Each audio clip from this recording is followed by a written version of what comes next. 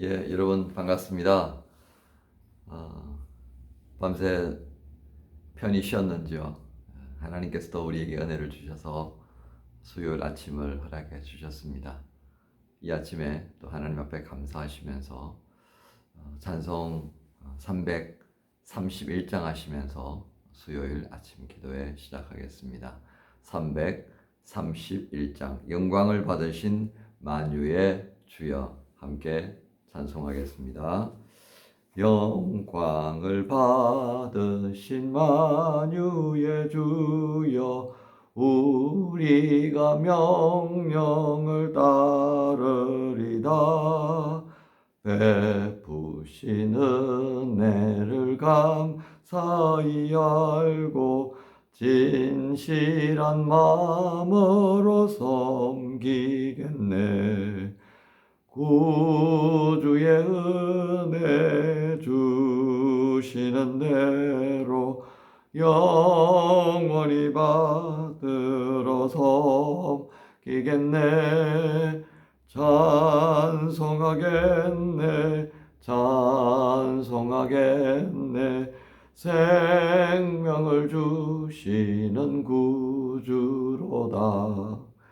구주를 높이고 잘 공경하여 온유한 마음으로 섬기리다. 주 예수 안에서 즐거워하며 충성을 다하여 섬기겠네. 구주의 은혜 주시는 대로 영원히 받들어 섬기겠네. 찬송하겠네. 생명을 주시는 구주로다. 예수를 믿고서 늘 사랑하여 참 기쁜 마음으로 섬기리다.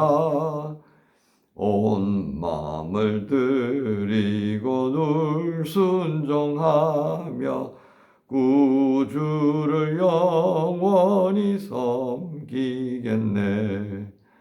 구주의 은혜 주시는 대로 영원히 받들어 섬기겠네. 찬송하겠네.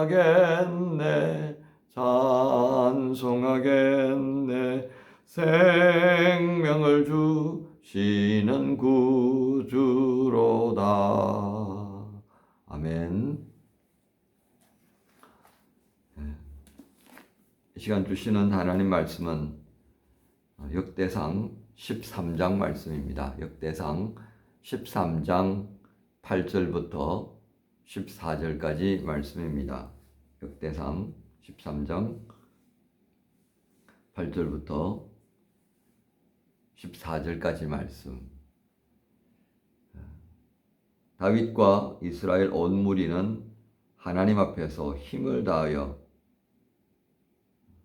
뛰놀며 노래하며 수금과 비파와 소고와 재금과 나팔로 연주하니라. 기돈의 타작마당에 이르러서는 소들이 뛰므로 웃사가 손을 펴서 궤를 붙들었더니 웃사가 손을 펴서 궤를 붙들므로 말미암아 여호와께서 진노하사 치심에 그가 거기 하나님 앞에서 죽으니라. 여호와께서 웃사의 몸을 찢으셨으므로 다윗이 노하여 그곳을 베레스 웃사라 부르니 그 이름이 오늘까지 이르니라. 그날에 다윗이 하나님을 두려워하여 이르되 내가 어떻게 하나님의 궤를 내 곳으로 오게 하리요 하고 다윗이 궤를 옮겨 자기가 있는 다윗성으로 메어 들이지 못하고 그 대신 가드 사람 오벳 에돔의 집으로 메어 가니라. 하나님의 궤가 오벳 에돔의 집에서 그의 가족과 함께 석 달을 있으니라. 여호와께서 오벳 에돔의 집과 그의 모든 소유에 복을 내리셨더라. 아멘. 오늘 말씀의 제목은 하나님의 궤를 메고 가라. 하나님의 궤를 메고 가라 하는 제목으로 말씀을 전합니다. 오늘 다윗은 그의 백성들과 함께 하나님의 언약궤를 옮기는 작업을 시작하였습니다. 13장 1절에 보면 다윗이 천부장과 백부장 모든 지휘관들과 함께 의논하며 하나님의 언약궤가 예루살렘에 있지 못하고 다른 곳에 있다라고 하는 것이 전혀 옳지 않다 여겼다 생각을 하고 있었습니다. 자, 이게 어떤 말씀이냐면요. 사무엘상 5장의 말씀을 혹시 기억하는지요? 사무엘상 5장의 말씀을 보면 당시에 엘리 제사장이 사사 역할을 하면서 이스라엘 백성들을 다스리고 있었습니다. 그때 두 아들 홈니와 비느하스였죠. 하지만 엘리 제사장은 이 홈니와 비느하스를 제사장으로 또 세울 때에 제대로 훈련을 시키지 못한 듯합니다. 하나님께서 싫어하시는 것만 골라서 하는 그런 타락한 제사장의 모습을 보였었죠. 또 백성들은 백성들대로 또 하나님으로 제대로 섬기는 그런 모습이 아니었습니다. 그저 하나님을 좀 이용한다라고 했을까요? 그런 과정에 블레셋과 전투를 벌였는데 1차 싸움에서 백성들이 대패하였습니다.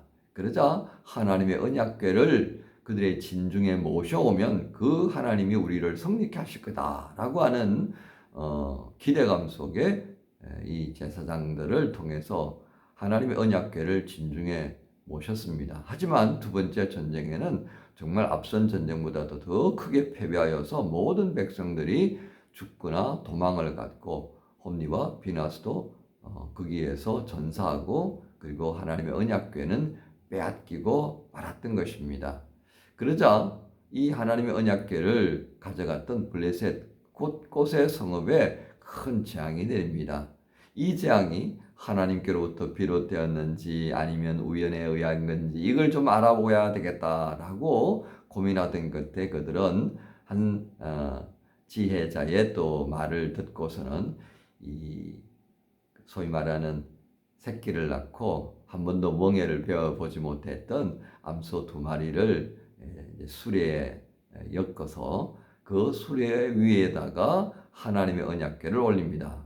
그리고 만약에 이 암소들이 돌아오지 않고 만약에 유대 직양으로 가게 되면 이것은 하나님으로 말미암는 것이다 라고 판단해도 좋겠다. 이제 그렇게 결론을 내렸습니다. 그래서 이제 그들이 판단했던 대로 이 암소 2마리에다가 술을 메어서 그 위에 하나님의 언약궤를 올려놓았더니 이 암소가 벳세메스로 향했던 겁니다. 이스라엘의 경계를 넘어가서 이스라엘 백성들의 땅으로 갔더라는 것입니다. 바로 이때 이 언약궤가 이스라엘 백성들 가운데 있는 아비나답의 집에서 20여 년 가까이 있었다는 겁니다. 이제 이 아비나답의 집에 있던 언약궤를 다윗이 모셔와야 하겠다는 결론을 내렸던 거죠. 자, 그런데 이 과정에 있어서 다윗이 뭐라고 말했다는 것입니까? 9, 6절에 보면 기랏 여아림에 올라가서 여호와 하나님의 궤를 메어 오려 하니 메어 오려 하니 이게 어떤 의미겠습니까? 다윗은요 이 언약궤를 어떻게 모셔와야 하는지를 알고 있었습니다. 열심히 있었고요 뭔가 좀 알고 있었습니다. 그런데 정작 어떻게 했다는 것입니까? 안타깝게도 다윗은 열심히 앞섰던 까닭에 그가 알고 지켜야 했던 이 하나님의 언약궤를 모셔오는 방법에 대해서 소홀히 여겼습니다. 여러분 민수기 3장 31절에 보면 이 하나님의 언약궤를 담당하는 레위 족속의 지파는 고핫 자손입니다. 고핫 자손은요 이 언약궤를 메고 와야 된다라고 하는 그런 명령을 받았습니다. 때문에 민수기 4장 15절에 이 백성들로 하여금 철저하게 그것을 매어야 한다는 당부를 하시면서 결코 그 언약궤라든지 성물을 손으로 만져서는 안 된다 했었습니다. 그래서 언약궤에는 4개의 고리가 있습니다. 그 고리에 긴 채를 끼워서 제사장들과 레위 사람들이 어깨에 메고 그렇게 모시게 했다는 겁니다. 백성의 제사장들이 성막을 봉헌할 때도 지도자들이 수레를 다 헌물합니다. 레위 사람들이 성물 기타 등등 장막이라든지 이런 물품들을 다 나눌 수 있도록 그리고 운반할 수 있도록 수레를 주었는데요. 고핫 자손들에게만큼은 수레를 주지 않습니다. 왜 그랬느냐? 너희들은 하나님의 언약궤를 어깨에 메고 옮겨야 할 사람들이기 때문에 수레를 주셔야 된다 했던 겁니다. 자, 여기에서 다윗은 이 하나님의 언약궤를 어깨에 메고 가야 한다라고 하는 것을 지켜야 했는데 그렇지 못했습니다. 오늘 본문의 말씀은 어떻습니까? 안타깝게도 하나님의 궤를 어떻게 했다고요? 수레에 싣고 왔습니다. 이 하나님의 궤를 수레에다 싣고 왔던 것은 누가 보여준 행동이었습니까? 이방 사람들, 블레셋 사람들이었습니다. 하나님을 모르는 사람들이죠. 그들의 신 다곤이 이 이스라엘을 이기겠다라고 믿던 사람들은 그들이 밑으로 내려다보는 위치에다가 수레를 두고 그리고 그 수레 위에 언약궤를 올렸습니다. 그럼에도 불구하고 어떻다는 겁니까? 그들의 키 높이에서 보면 내려다보는 거죠. 그러나 하나님 백성들이 그 궤를 운반할 때는 철저하게 어떻게 하기를 원하셨다고요? 하나님의 운반하도록 명하신 말씀에 따라서 운반해야 했었습니다. 그게 어깨에 매는 것이었습니다. 자, 이 과정에 큰 일이 일어납니다. 타작마당, 기돈의 타작마당에 이르렀다 했습니다. 9절에 보죠? 소들이 갑자기 뭔가에 놀랐는지 뛰기 시작하니까 하나님의 언약궤가 수레에서 떨어지는 상황이 예견되었던 겁니다. 그래서 언급길에 우사가 그 언약궤를 붙듭니다. 그 언약궤를 붙들었던 우사는 바로 그 자리에서 즉사하고 말았습니다. 이 사실을 보던 다윗이 너무 충격을 받아가지고 내가 어떻게 하나님의 언약궤를 모실 수 있겠느냐. 그렇게 해서 14절에 보면 오벳 에돔의 집에서 석 달을 모시게 되었습니다. 오벳 에돔은 그로 인하여서 복을 받았다. 이렇게 기록이 되고 있습니다. 여러분, 우리가 여기에서 주목해야 될 부분이 있습니다. 우리가 열심이 있어요. 그렇지만 그 열심은 어떤 범주 안에서 이루어져야 하겠습니까? 하나님이 주신 규례와 법도, 소위 말하는 하나님의 선하시고 기뻐하시고 온전한 뜻이 무엇인지를 헤아려서 하지 않으면 안 되는 겁니다. 이게 로마서 12장 2절의 말씀이에요. 바울이 그걸 당부하는 겁니다. 우리가 하나님의 자녀라면 뭘 우선시해야 된다고요? 내가 가진 열심이 아니다가 말이죠. 내가 가진 열심, 사울을 통해서 봤잖아요. 하나님하고 엇박자가 나는 거예요. 너무 거기에 더 열심을 내가지고 힘썼던 사울이 다메섹에서 예수님 만났을 때 뭐라고 그랬을까요?